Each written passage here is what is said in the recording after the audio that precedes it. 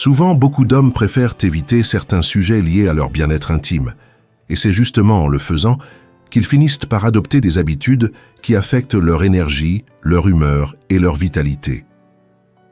L'autostimulation, loin d'être un tabou ou une pratique nuisible comme certains l'ont entendu durant l'adolescence, est considérée par la médecine comme un comportement normal et sain. Elle peut aider à libérer les tensions, favoriser le repos, maintenir des niveaux stables de testostérone et même soutenir la santé de la prostate. Cependant, ce que presque personne ne mentionne, c'est qu'après 50 ans, la manière de la pratiquer peut avoir un impact bien plus important que la fréquence. Avec les années, beaucoup d'hommes commencent à remarquer que les sensations ne sont plus aussi intenses, que la fermeté diminue ou que, lorsqu'ils terminent, ils ressentent de la fatigue ou de l'irritabilité. L'explication habituelle est « c'est l'âge », mais en réalité, le vieillissement n'est pas le principal responsable. Dans la majorité des cas, il s'agit de 3 habitudes très courantes qui, répétées encore et encore sans conscience, épuisent le système et réduisent la sensation de bien-être. C'est comme essayer de maintenir un moteur en bon état tout en utilisant constamment la mauvaise huile.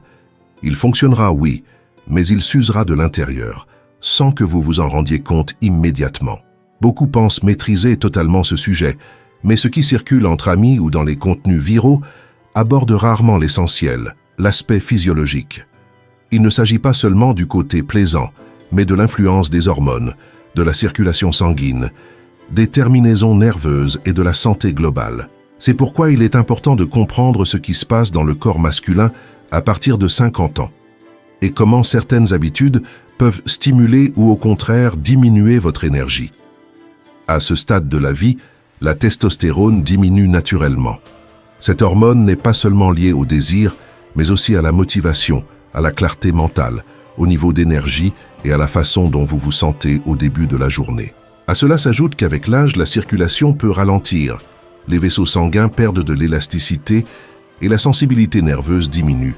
Tout cela influence directement la réponse sexuelle et la satisfaction. Mais ce qui est vraiment important, c'est que ce n'est pas l'âge qui vous affaiblit, mais la manière dont vous réagissez à ces changements. Lorsqu'un homme maintient de mauvaises pratiques, surtout à la maturité, il finit par exiger trop de son système nerveux. C'est comparable à conduire en gardant le pied sur l'accélérateur sans laisser le moteur se reposer. Pendant ce processus, le corps libère de la dopamine, puis subit une chute brutale qui peut laisser une sensation de vide et de fatigue. Quand les niveaux de dopamine descendent soudainement, il est normal d'éprouver de la fatigue, un manque de motivation et même une diminution temporaire de la sensibilité. Beaucoup d'hommes de plus de 50 ans découvrent que même si leur corps répond bien, le désir diminue. Cela fait partie d'un cycle silencieux qui éteint progressivement l'énergie masculine. À cela s'ajoute une habitude que presque tous ont gardée depuis leur jeunesse, le faire avec précipitation. À l'adolescence, il était courant d'aller vite pour libérer la tension, mais à l'âge mûr, l'organisme a besoin d'un rythme différent. La stimulation accélérée, combinée à l'usage constant de contenus visuels explicites, surcharge à la fois la vue et le système nerveux. Peu à peu, le cerveau commence à associer l'excitation uniquement à des stimuli artificiels, et il cesse de répondre de la même manière aux situations réelles.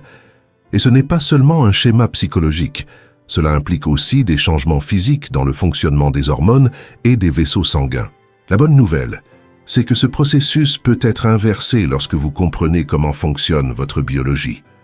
Adopter une approche plus consciente peut vous aider à retrouver de l'énergie, améliorer votre repos, augmenter votre vitalité et même bénéficier à votre cœur. Rien de compliqué n'est nécessaire, seulement savoir quoi ajuster. Si vous souhaitez le faire de manière pratique, vous pouvez appliquer des recommandations simples et efficaces. Commençons par la plus basique, la fréquence. L'autostimulation, lorsqu'elle est réalisée de manière équilibrée, peut contribuer au bien-être, mais si elle devient une routine automatique ou impulsive, elle finit par drainer l'énergie au lieu de la restaurer. À ce stade de la vie, le corps ne réagit plus comme avant. Ce qui autrefois relaxait peut maintenant augmenter le stress. C'est pourquoi la première étape est de ralentir. Éviter la précipitation permet au cerveau et à la circulation de s'activer de manière plus naturelle. C'est comme démarrer un moteur en plein hiver. Si vous le forcez dès le début, il fonctionnera, mais il ne donnera pas son meilleur rendement.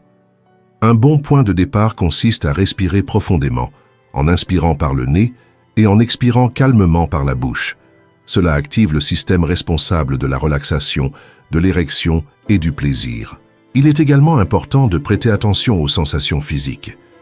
Beaucoup d'hommes ont tendance à exercer trop de pression, croyant ainsi intensifier l'expérience, mais tout ce qu'ils obtiennent, c'est une diminution progressive de la sensibilité.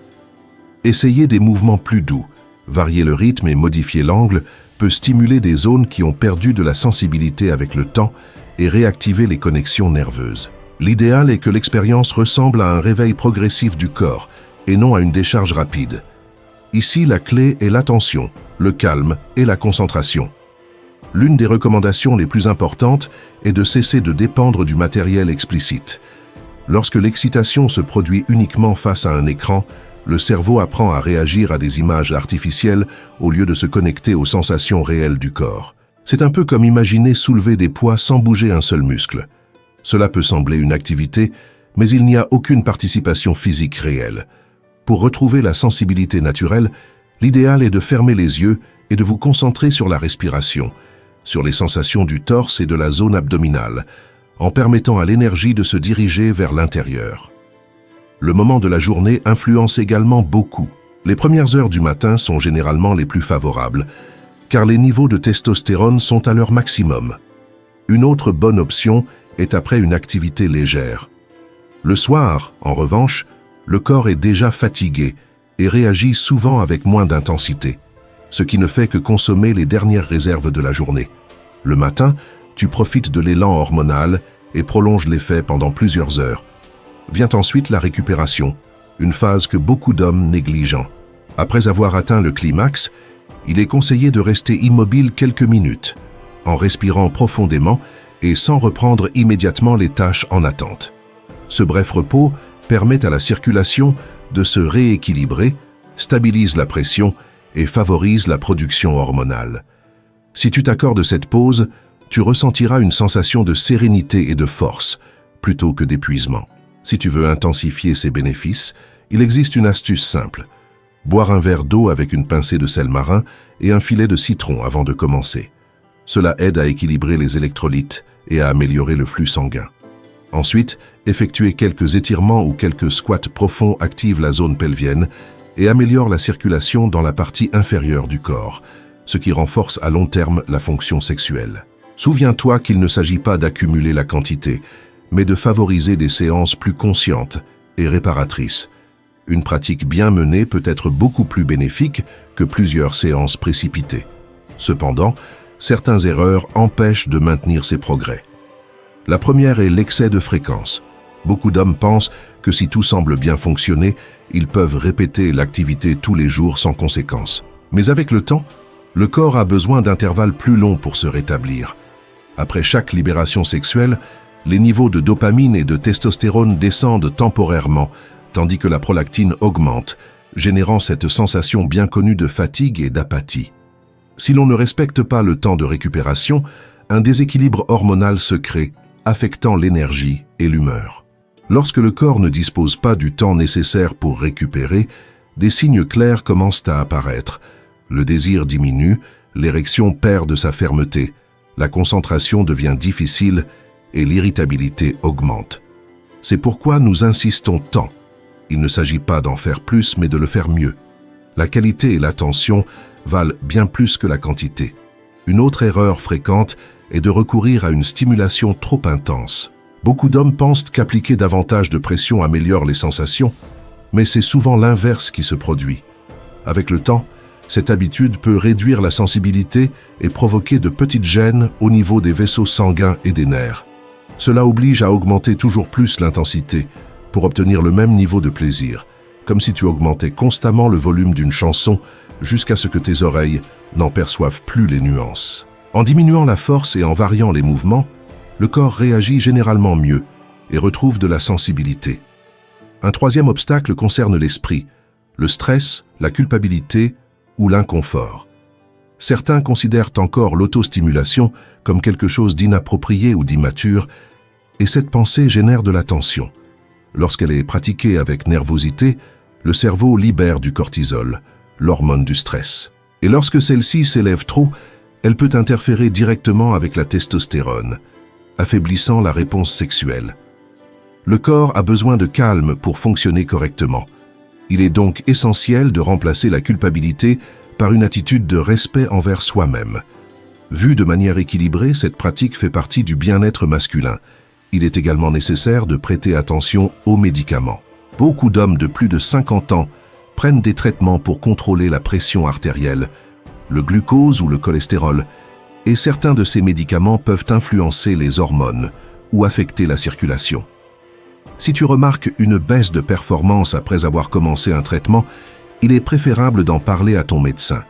Parfois, un léger ajustement de la dose ou un changement de traitement peut améliorer significativement la fonction sexuelle. La réalité est simple. Ce n'est pas l'âge qui limite l'énergie masculine, mais les habitudes que l'on maintient sans les remettre en question. Lorsque tu modifies la manière de prendre soin de ton corps, celui-ci réagit. Tu changes tes habitudes et ton corps change avec toi. Pour conclure, rappelons l'essentiel. La masturbation n'est pas un risque pour la santé masculine en soi. Ce qui fait réellement la différence, c'est la manière dont chaque homme se relie à son propre corps. Avec les années, surtout après 50 ans, l'organisme devient plus sensible à la manière dont tu gères ton énergie, tes hormones et ton attention. Lorsque tout est fait automatiquement, rapidement et sans connexion avec tes sensations, le corps finit par s'épuiser au lieu de se renforcer. En revanche, si tu ralentis, respires avec intention, relâche les tensions inutiles et évite de dépendre des stimuli visuels externes, tu protèges non seulement ta fonction sexuelle, mais tu retrouves aussi une clarté mentale et une meilleure sensation de contrôle. L'important, ce n'est pas la vitesse, mais la qualité du moment. Ce n'est pas le nombre de fois, mais la manière dont tu récupères ensuite. Pense à ton corps comme à un moteur ancien mais robuste. Il fonctionne incroyablement bien lorsqu'il reçoit les soins appropriés. Une expérience consciente peut être bien plus bénéfique que de multiples tentatives automatiques et déconnectées. Si tu commences à appliquer ces pratiques, en quelques semaines, tu constateras que tu dors mieux, que tu te lèves avec davantage de vitalité et que tu ressens un bien-être renouvelé qui se reflète dans ton quotidien. Voici le défi. Durant les 7 prochains jours, change ta manière d'aborder ton intimité.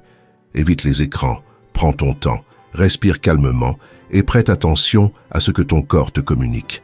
Observe comment ton énergie évolue et comment tu te sens ensuite. Dis-moi en commentaire quelle transformation tu as remarquée. Cela peut devenir ta propre expérience pour te reconnecter à ton bien-être masculin. Si ce contenu t'a apporté de la valeur, soutiens la vidéo avec un j'aime, car cela nous permet de continuer à créer du matériel utile sur la santé masculine. N'oublie pas de t'abonner pour recevoir les prochains épisodes. Très bientôt, nous parlerons de méthodes naturelles pour renforcer la testostérone sans complément et de comment retrouver ces matins pleins de vitalité. Et si tu connais quelqu'un qui a besoin d'entendre cela, partage-le lui. Parfois, une seule idée peut faire toute la différence dans la vie de quelqu'un. Prends soin de toi, honore ton corps et souviens-toi, la force masculine ne se perd pas avec l'âge. Elle attend simplement que tu apprennes à la diriger.